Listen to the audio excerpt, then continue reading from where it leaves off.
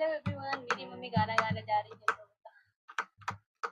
प्रभु यीशु हो मोरी रंग दे चुनरिया, प्रभु यीशु हो मोरी रंग दे चुनरिया, रंग दे चुनरिया प्रभु रंग दे चुनरिया, रंग दे चुनरिया प्रभु रंग दे चुनरिया, प्रभु यीशु हो मोरी रंग दे चुनरिया, प्रभु यीशु हो मोरी रंग दे चुनरिया, लाल ना रंगई में ना हरियर रंगई में, लाल ना रंगई में ना हरियर रंगई में, ऐसे रंगई में जैसे प्रभु की वचनिया, ऐसे रंगई में जैसे प्रभु की वचनिया, प्रभु यीशु हो मोरी रंग दे चुनरिया, प्रभु यीशु हो मोरी रंग दे चुनरिया, ऐसे रंगी हो कि रंग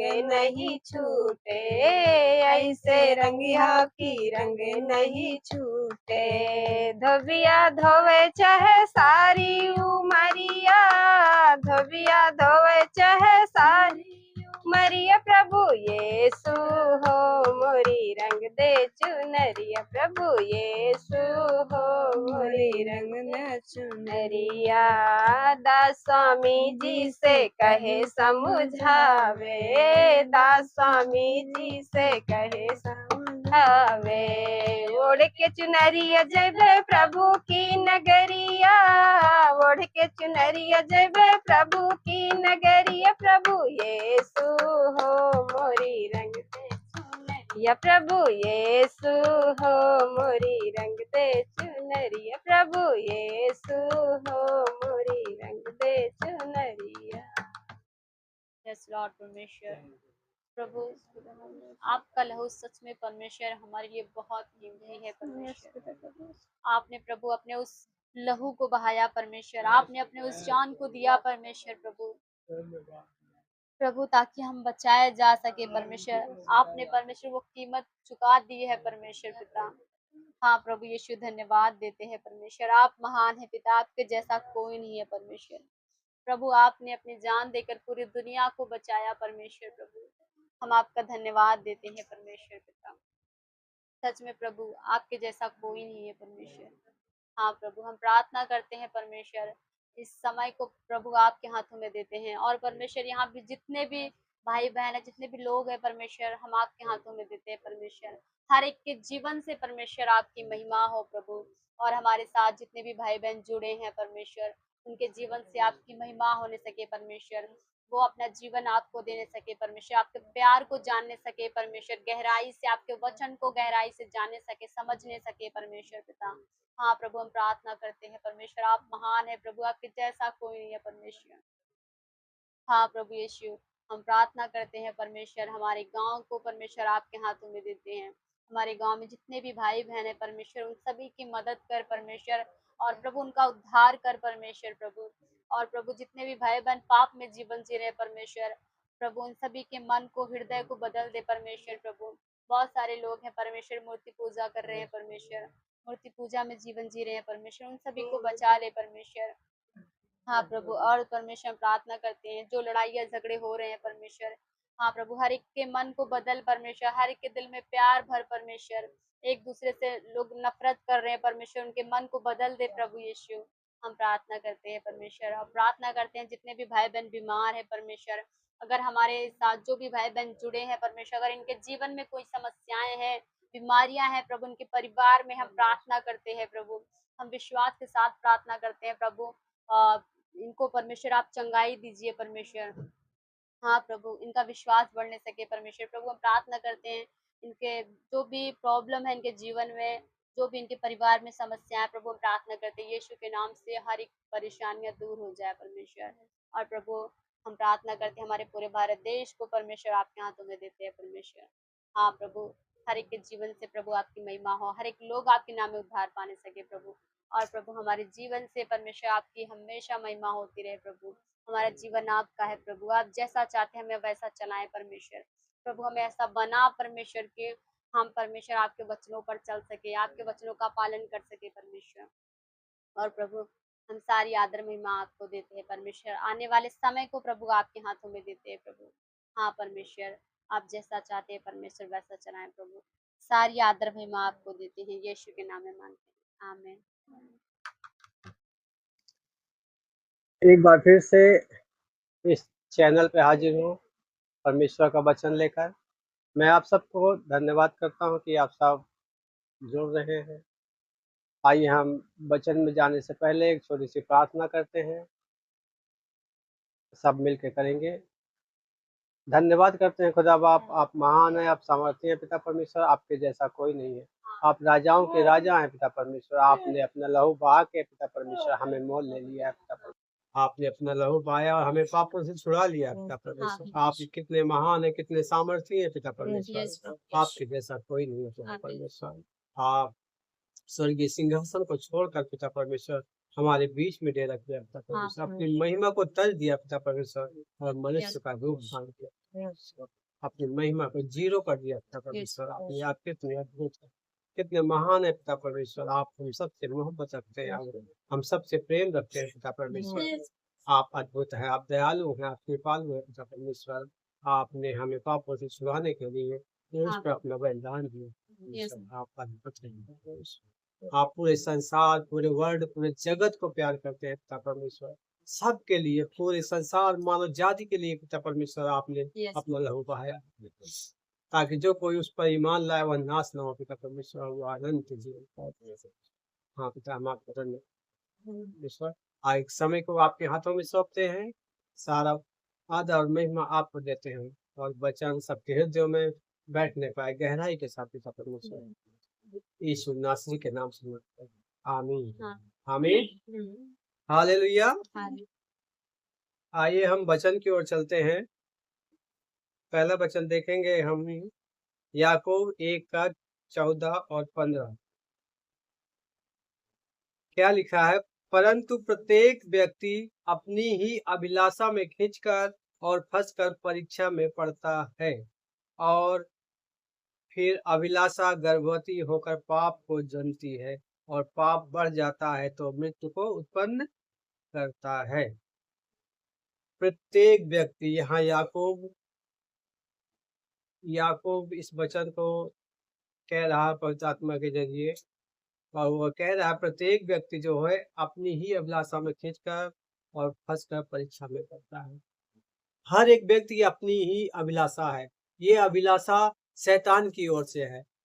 जो याकूब बता रहा है, ये अभिलाषा जो है शैतान की ओर से है। ये अभिलाषा हमारे अंदर आई कहाँ से? जो हम अभिलाषा में पड़ जाते हैं, खींच कर और पाप को करने लग जाते हैं, पाप जन्म ले लेता है हमारे अंदर से।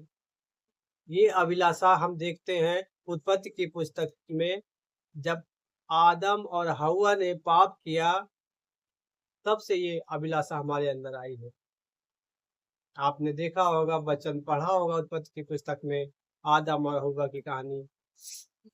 जब शैतान हव्वा के पास जाता है तो उसे बहकाता है, कहता है तो जिस दिन इस फल को खाएगी उसी दिन तेरी आंखें खुल जाएगी।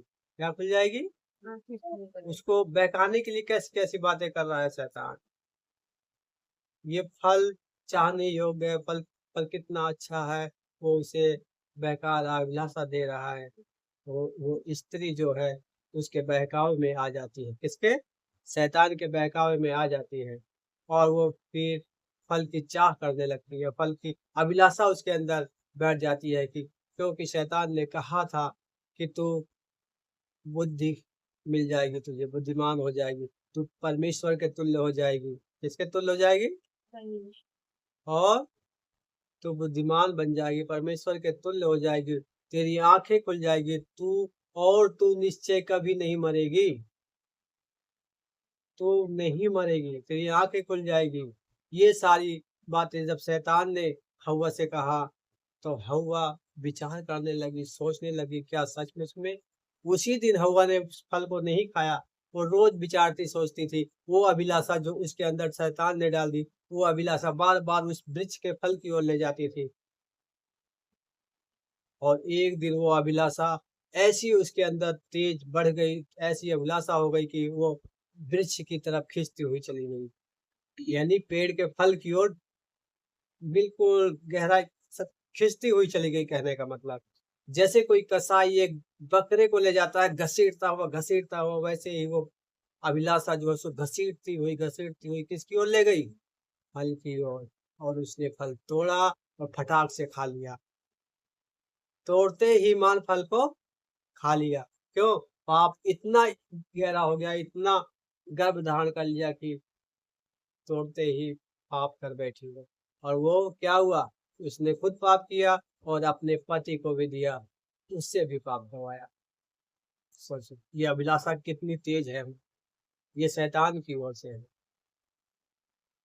ऐसे ही मनुष्य अभिलाषा में पड़ता है और अभिलाषा गर्भवती होती है। एक उदाहरण हम और देखेंगे, ये अभिलाषा का उदाहरण, जैसे दाऊद जो है जब छत पे टहलता है, जब दाऊद छत पे टहल रहा था तो उसी समय एक स्त्री जो है नहाती हुई दिखाई दी उसे दूसरे छत पे। कौन दिखाई दी? एक स्त्री जिसका नाम बतसेबा था जिसका नाम, वो नहाती हुई दिखाई दी। जैसे ही उसने देखा उसकी आंखों में क्या हुआ? अभिलाषा जाग गई। क्या जाग गई? अभिलाषा। देख क्या खूबसूरत है, कितनी अच्छी है, नहा रही है कैसे। अभिलाषा, ये आंखों की अभिलाषा जो है उसके अंदर घर कर गई और बार बार टहलते टहलते वो सोचने लगा क्या खूबसूरत है, कैसे काश मेरे पास होती है, ऐसे विचार करने लगा जैसे वो हवा विचार करने लगी थी। वही अभिलाषा यहाँ पे शैतान ने दाऊद के ऊपर डाल दी। सोचो, दाऊद जो परमेश्वर से बातें करता था, दाऊद जो परमेश्वर का एक दास था, एक नबी था, उसको शैतान ने अभिलाषा में डाल दिया। अभिलाषा कितनी महान होती, कितनी बड़ी है अभिलाषा, सोचो। जब वो उसने देखा और उसको बुलाकर उससे क्या किया, उसके साथ सोया और पाप कर बैठा और परमेश्वर से दूर हो गया। जैसा वचन कहता है, मृत्यु हो जाती है। और जैसे ही दाऊद ने पाप किया और उसकी मृत्यु हो गई, अर्थात परमेश्वर से उसका जीवन दूर हो गया। सोचो, उसके जीवन में तमाम प्रकार की बाधाएं आने लगी। उसका लड़का मर गया और उसके बीबी क्या, उसके घर में पूरा अस्त व्यस्त हो गया क्योंकि उसने गलती की थी। फिर बाद में वो पछताया, माफी भी मांगी परमेश्वर से, लेकिन परमेश्वर ने उसके बेटे को पहले मार दिया, फिर उसके बाद उसे उसे तो क्षमा किया, लेकिन उसके परिवार पे जो विपत्तियां आने वाली थी उसको नहीं हटाया। बहुत सारी विपत्तियां हैं उसको। और हम देखते हैं एक वचन और देखते हैं जो कि मत्ती 5:28 है। मत्ती 5:28, परंतु मैं तुमसे यह कहता हूं कि जो कोई किसी स्त्री पर कुदृष्टि डाले वह अपने मन में व्यभिचार कर चुका। जरा सोचो, ये आंखों का व्यभिचार कैसा बड़ा है। प्रभु यीशु कहते हैं, किसी व्यक्ति ने या स्त्री ने, किसी भी व्यक्ति स्त्री पर कुदृष्टि डाली, अपनी आंखों से उसे देखा और चाहने लगा, या स्त्री हो या पुरुष हो, दोनों के लिए वचन है। उसे मन में विचार आ गया, चाहने लगा काश मैं इसके साथ ऐसा करता, वैसा करता, ये करता, घूमता फिरता, क्या ऐसे ऐसे करता, ये विचार आने लगा तुरंत। अगर आने लगे ये विचार तो समझो तुमने व्यभिचार कर लिया। ना सोचो, सिर्फ मन में ही विचार किया तुमने तो समझो व्यभिचार कर लिया। मन में क्या किया तुमने? बुरा विचार किया, उसे देखने का, उसे पाने का, उसे छूने का विचार किया ना तुमने, तो क्या हुआ? व्यभिचार तुमने कर लिया। प्रभु यीशु मसीह इसी बात को समझा रहे। कुदृष्टि डाले वह अपने मन में उससे व्यभिचार कर चुका। किससे? उससे जिस पर तुमने कुदृष्टि डाली। इसलिए अपनी आंखों को उस व्यभिचार से दूर करे रखो। और यह दूर तभी हो सकता है जब हम वचन पे चलेंगे, जब प्रभु की आज्ञाओं को मानोगे, प्रभु की इच्छाओं पर चलेंगे, तभी ये हो सकता है कि हम व्यभिचार से दूर हो सके। जैसे जैसे यूसुफ जो है पोतीफर की पत्नी से भागा, वैसे ही हमें भी ऐसी स्थिति में भागना चाहिए, वचन को पकड़े रहना चाहिए, क्योंकि उसने कहा मैं परमेश्वर का भय मानने वाला हूँ। ये गलत काम कैसे कर रहे हैं, क्योंकि परमेश्वर का भय मानता था। ठीक उसी प्रकार से हमें भी परमेश्वर का भय मानना है, तभी हम व्यभिचार से बच सकते हैं, तभी हम छल कपट से बच सकते हैं, तभी हम बुराई से बच सकते हैं। और आगे हम एक वचन और देखते हैं, मत्ती का 6 का 22 और 23। परंतु मैं तुमसे यह कहता हूँ कि जो कोई किसी नहीं, मत्ती 6 का 22 और 23। शरीर का दिया आँख है, इसलिए यदि तेरी आँख अच्छी हो तो तेरा सारा शरीर भी उजियाला होगा। शरीर का दिया तेरी आँख है। आँख क्या है? शरीर का दिया। यदि आँख हमारी बुरी है, आँख से गलत देख रहे हैं, आँख से गलत विचार कर रहे हैं, आँखों के द्वारा जब आँखों से देखते हैं तो वो विचार मन में जाता है, मन के अंदर घट जाता है, आत्मा में प्रवेश कर जाता है आँखों के द्वारा। क्या? पाप। जब पाप प्रवेश कर सकता है तो अच्छाई भी तो प्रवेश कर सकती है आंखों के द्वारा। हमने बुरा विचार किया तो बुरा अंदर गए आंखों के द्वारा, और हम व्यभिचार कर बैठे। तो इसीलिए कि प्रभु यीशु कहते हैं शरीर का दिया क्या है? आंख है। अगर तुम्हारी आंख बिल्कुल शुद्ध है, बिल्कुल सही है, सही चीजें देख रही है, सही रास्ते पे चल रही है, ईमानदारी पे चल रही है, सच्चाई पे चल रही है, परमेश्वर के वचन के अनुसार चल रही है, तो क्या है? तुम्हारा सारा शरीर उजियाला होगा। क्या होगा तुम्हारा?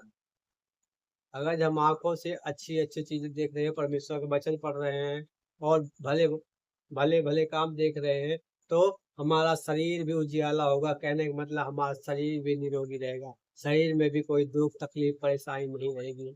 और समझ रहे हो ना? जब आंख सही है तो शरीर भी उजियाला है। जब आंख ही सही नहीं है तो हमारा शरीर कैसे होगा? उजियाला कहाँ होगा? परंतु यदि तेरी आंख बुरी हो तो सारा शरीर तेरा सारा शरीर भी अंधियारा होगा। अगर जो आंख बुरी है, आंख का देखना बुरा है, तो हमारा शरीर भी अंधियारे में होगा। इससे हम दो बातें सीख सकते हैं, एक सांसारिक, एक आत्मिक। हमारा आत्मिक जीवन भी अंधकार में चला जाएगा अगर जो हमारी आंखें बुरी हैं, हम बुरी चीजें देख रहे हैं, बुरी चीजें कर रहे हैं, देख देख के आनंद उठा रहे हैं, मोबाइल में देख रहे हैं बुरी चीजें, इंस्टाग्राम, वीडियो, यूट्यूब, न जाने कहाँ कहाँ देख रहे हैं बुरी चीजें, तो क्या होगा? हमारा शरीर भी अंधियारा हो जाएगा, हमारे शरीर में तमाम प्रकार के रोग बीमारियां लग जाएंगी, आत्मिक शरीर भी हमारा रोगग्रस्त हो जाएगा। आत्मिक शरीर, जैसे आत्मिक वचन में लिखा नहीं है, यिर्मयाह 17 का 9वां वचन, मन में ऐसा रोग लगा है, वो असाध्य रोग है। सोचो, ऐसा रोग जो असाध्य है, जो किसी के पास भी दवा नहीं है, ऐसा रोग हमारे मन में अंदर है।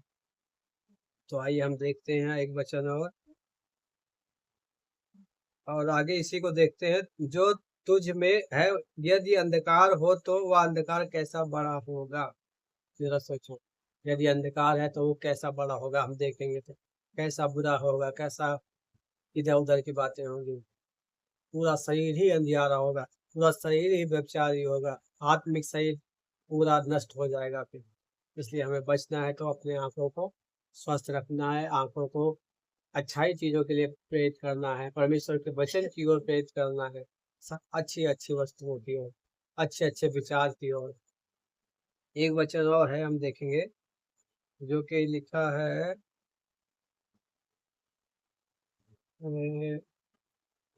क्योंकि जो कुछ संसार में है, अर्थात शरीर की अभिलाषा और आंखों की अभिलाषा और जीविका का घमंड, वह पिता की ओर से,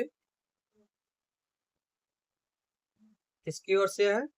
वह पिता की ओर से नहीं, परंतु संसार ही की ओर से है। संसार और उसकी अभिलाषाएं दोनों मिटते जाते हैं, पर जो परमेश्वर की इच्छा पर चलता है वह सर्वदा बना रहता है। यह वचन जो है 1 यूहन्ना 2 का 16 और 17। क्योंकि जो कुछ संसार में है, अर्थात शरीर की अभिलाषा, संसार में क्या है? ये शरीर की क्या है? सांसारिक चीजें जितनी भी है, शरीर की अभिलाषा है, शारीरिक अभिलाषा है। उसको पाने की अभिलाषा, उसको पाने की अभिलाषा, वो घर पाने की, वो बंगला पाने की, वो गाड़ी पाने की, वो स्त्री पाने की, वो लड़का पाने की, सारी अभिलाषाएं संसार की क्या है? हमारे लिए एक अभिलाषा है। और आगे अर्थात शरीर की अभिलाषा है और आंखों की अभिलाषा। आंखों को अच्छा लगता है, ये अच्छा लगता है, वो अच्छा लगता है, उसका मकान अच्छा लगता है, उसकी गाड़ी अच्छी लगती है। ये सब क्या है? अभिलाषा है आंखों की। इसलिए अपनी आंखों की अभिलाषाओं को रोक और उससे बच। और जीविका का घमंड, लोगों को अपनी कमाई का घमंड है, जीविका का घमंड है कि मेरे पास ये है, मेरे पास बंगला गाड़ी, ये सब क्या है? ये सब चीजें किसकी ओर से है? ये सब चीजें यूहन्ना कहता है, ये सब चीजें शैतान की ओर से, संसार की है। किसकी है? संसार की और शैतान की ओर से है। परंतु संसार ही की ओर से है। संसार और उसकी अभिलाषाएं क्या होती है? मिटते जाते हैं। जितनी अभिलाषाएं हैं इस संसार की, आंखों की अभिलाषा हो, चाहे किसकी अभिलाषा हो, शरीर की अभिलाषा हो, ये सब जो है क्या होगा? एक दिन मिट जाएगा, एक दिन नष्ट हो जाएगा, एक दिन बर्बाद हो जाएगा, बेकार हो जाएगा सब। पर जो परमेश्वर की इच्छा पर चलता है वह सर्वदा बना रहेगा। यहाँ पर यूहन्ना बहुत अच्छी बात कह रहा है कि जो परमेश्वर की इच्छा पर चलता है। परमेश्वर की इच्छा क्या है? परमेश्वर की इच्छा है हमें ईमानदारी पे चले, सच्चाई पे चले, हमारे मुंह से कोई छल की बात ना निकले, कपट की बात ना निकले, हमारे आंखों से कोई व्यभिचार ना हो, कोई गाली ना निकले, कोई कपट ना निकले, कोई अभिलाषा ना हो, कोई व्यभिचार ना हो। ये परमेश्वर चाहता है। परमेश्वर की इच्छा यही तो है, हम सच्चाई पे चलते रहे, ईमानदारी पे चलते रहे, एक दूसरे से प्रेम में बने रहे, परमेश्वर के प्रेम में बने रहे, बाइबल को पढ़ते रहे सुबह शाम और उस पर अध्ययन करें, उस पर चले। सिर्फ पढ़ना ही नहीं, उस पर चलना भी है। जो पवित्र आत्मा के चलाए चलते हैं वो ही परमेश्वर के पुत्र कहलाते हैं। इसलिए हम सभी को सावधान रहना है बुराई से, व्यभिचार से, अभिलाषा से, शारीरिक जो है, और हमें परमेश्वर के वचन की ओर मन लगाए रखना है, परमेश्वर की इच्छा के अनुसार चलना है। परमेश्वर यही हमसे चाहता है और हम सब इसी से अपने आप को बचाए रखेंगे और परमेश्वर की ओर हम कुछ हो जाएंगे। आइए हम सब मिलकर परमेश्वर का धन्यवाद करते हैं। धन्यवाद करते हैं खुदा बाप, आपका वचन हुआ, वचन के माध्यम से आपने हमसे बातें की। पिता परमेश्वर, आप कितने महान, कितने सामर्थी है पिता परमेश्वर, आप सब शक्तिमान है पिता परमेश्वर। ये अभिलाषा जो है पिता परमेश्वर, अभिलाषाओं से हमें बचाए रख पिता परमेश्वर। हाँ पिता परमेश्वर, हमारे अंदर कोई हिम्मत ताकत नहीं है पिता परमेश्वर, हमारे अंदर कोई लियाकत नहीं है कि हम बच सके अपने आप से पहले। हम तो मिट्टी से बने हैं पिता परमेश्वर, हमारे अंदर पाप ही पाप होता है पिता परमेश्वर। इन सब चीजों से हमें बचाए रख पिता परमेश्वर। हम आपसे विनती द्वारा प्रार्थना करते हैं पिता परमेश्वर। हाँ मेरे पिता, आंखों की अभिलाषा से बचा, शरीर की अभिलाषा से बचा पिता परमेश्वर। हमारे अंदर कोई भी बुराई ना काम करे, कोई भी छल कपट ना हो पिता परमेश्वर। सिर्फ आपका प्रेम हो, आपका वचन हो, आपकी सच्चाई, ईमानदार हो पिता परमेश्वर। हमारे विश्वास को बढ़ा पिता परमेश्वर। हमारा विश्वास बढ़ता जा पिता परमेश्वर, ताकि हम आपकी इच्छा पर चलने पाए, आपकी महिमा हो पाए हमारे जीवन में। आप कितने महान, कितने सामर्थ्य हो पिता परमेश्वर। धन्यवाद करते हैं, थैंक यू। सारा आदर हम आपको देते हैं, तो मांगते हैं यीशु मसीह के नाम से। आमीन। सबको जय मसीह की।